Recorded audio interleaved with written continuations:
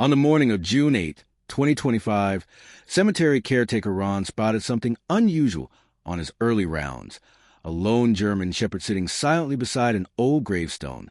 The dog wasn't barking or pacing. It wasn't digging or distressed.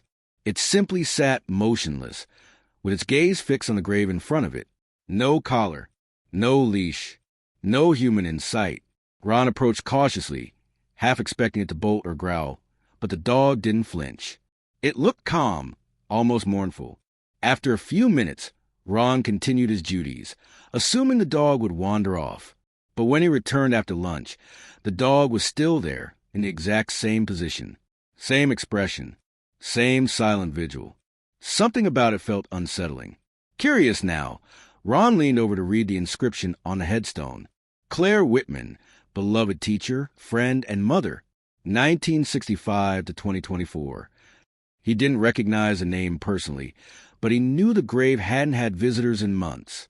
So, who was the dog waiting for?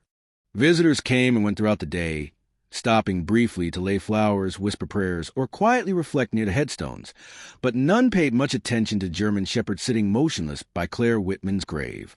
A few children noticed, pointing and asking their parents questions, but the adults simply guided them along.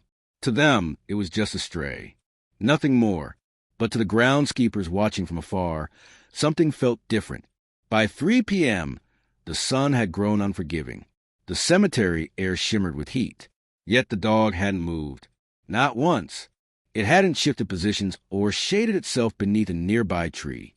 It remained firmly planted beside the grave, its chest rising slowly, eyes never drifting far from the engraved name in stone. One of the workers brought out a bowl of water and slid it gently nearby, murmuring softly. The shepherd glanced at him once, a quick, mournful look, then returned its gaze to the earth. It didn't lap at the water. It didn't growl or wag its tail. It simply gave a low, soft whimper that barely registered over the sound of the wind. Something about the way it sat, not slumped, not alert, but tense and expectant, unsettled everyone who noticed. This wasn't ordinary grief. This was something else. This dog was mourning. It was waiting. At exactly 4:27 p.m., after more than 6 hours of absolute stillness, the German shepherd finally moved. It rose slowly, stretching its legs for the first time all day, then circled the grave once, sniffing the edges of the headstone with care, as if it were searching for something specific. Then, without warning or frenzy, it began to paw at the dirt just to the right of the marker. Not wildly, not out of instinct like dogs sometimes do. This was deliberate, focused, like it knew exactly where to dig. Startled, Ron spotted the commotion from across the lawn. He yelled out, thinking the dog was about to disturb a burial plot. "Hey! Stop that!" he shouted, rushing over with a rake in hand. But the dog didn't run. It didn't bark or bare its teeth. It simply paused, looked up at Ron with calm, unblinking eyes, and then continued, as if asking him to trust it. Ron froze. There was something in that stare that unnerved him. Something almost human.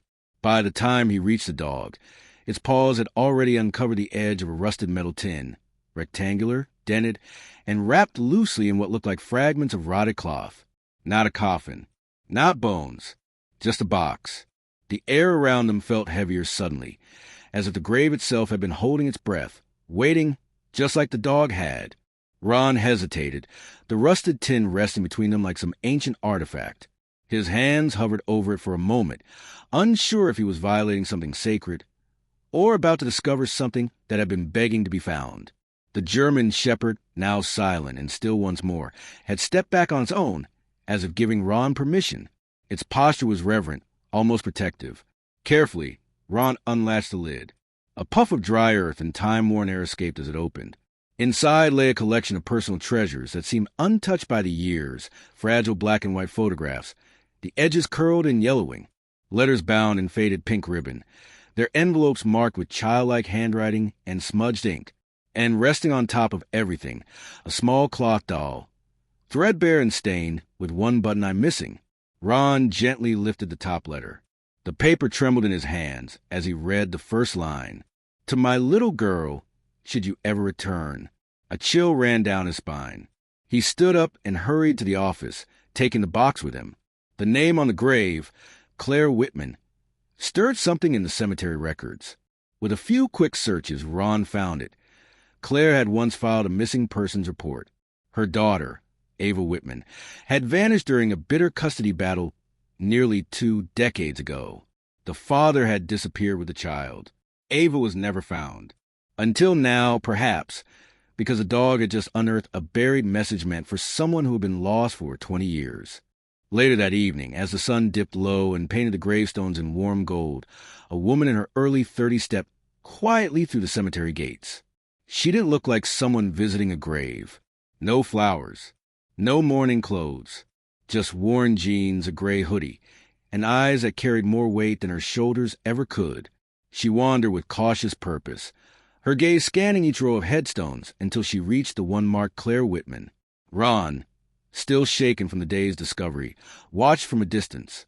The German shepherd was still there, now lying calmly beside the grave, its head resting on its paws.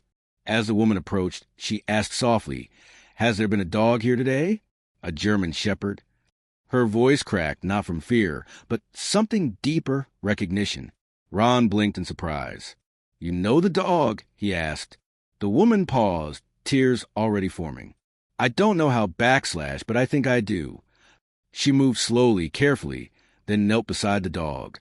It didn't shy away or stand guard.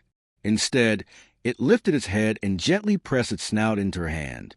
A small, almost inaudible whine escaped its throat, like a greeting long overdue. Her fingers trembled as she stroked its head.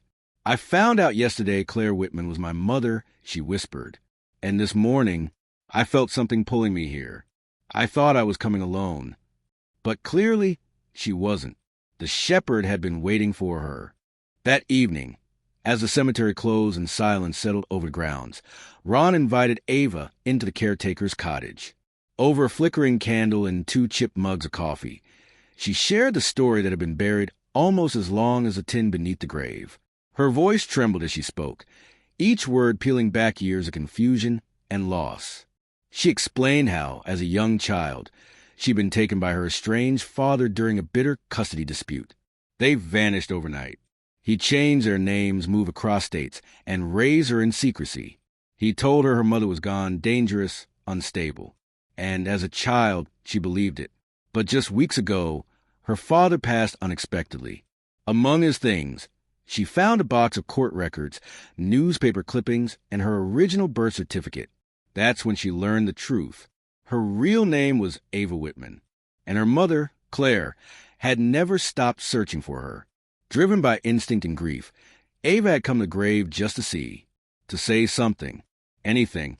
But what she hadn't expected was a dog, a German shepherd she'd never owned, never met. Yet somehow, it had been waiting for her. She glanced at the tin now resting between them on the table. Inside were crayon drawings, her drawings, from the time before everything was taken from her. Her mother had saved them, hidden them in hope. Ava whispered, "I don't know how the dog knew. Maybe it didn't. Maybe it was my mom that led it here. Maybe she sent it." Ron didn't argue. He couldn't. The dog was still lying by the fire, watching Ava with eyes that seemed older than any animal should possess. From that day forward, the German shepherd never left Ava's side. It followed her home without hesitation, walking beside her as if it had known her all its life.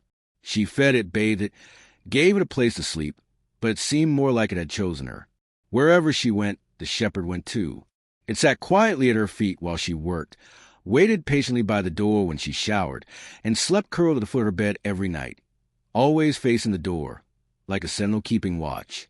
She took it to the vet to check for a microchip. Nothing. No ID, no records, no signs that it ever belonged to anyone. Shelters in the area had no reports of a lost German shepherd matching its description. It was as though the dog had appeared from nowhere. But when she shared her story with neighbors, something unexpected happened. A few of them recalled seeing a dog like that before, near the cemetery. One woman claimed it appeared only at night, sitting by the Whitman grave just after sundown, always gone by morning. Another remembered hearing soft howling at dawn. No one had ever approached it. It had just been there, like a shadow in the mist. To the world, It was a nameless stray. To Ava, it was a messenger, a guardian, maybe even a gift from someone who had been waiting just as long as she had. On the 1-year anniversary of Claire Whitman's passing, Ava returned to the cemetery with the German shepherd by her side. The sky was soft with fading sunlight, casting long golden rays across the gravestones. Ava knelt in front of her mother's marker, hands clasped, whispering a prayer not of grief, but of peace, of reunion. The air was quiet, reverent, as if the world was holding its breath just for her. Beside her, the shepherd stood still. Then, in a moment that seemed carved out of time, it lifted one paw and gently placed it on the tombstone. Its eyes closed, and from deep within its chest came a single, haunting howl, long, low, and echoing across the quiet rows of the dead. Ava's tears spilled freely. She touched the name carved into the stone and whispered, "I'm here now, Mom. You can rest." The shepherd turned and sat beside her, eyes soft and calm. It let out a breath, as if the weight it had carried for so long had finally been lifted. Then, without sound or struggle, it lay down on the grass, curling its body into the earth as if it had always belonged there. Ava sat with it until the sun disappeared. She called its name, the one she'd given it, but it didn't stir. Its chest no longer rose. The dog that had waited, guided, protected, was gone. She never found out where it came from. No one ever claimed it. But in her heart, she believed it had been sent, not born, sent to lead her home.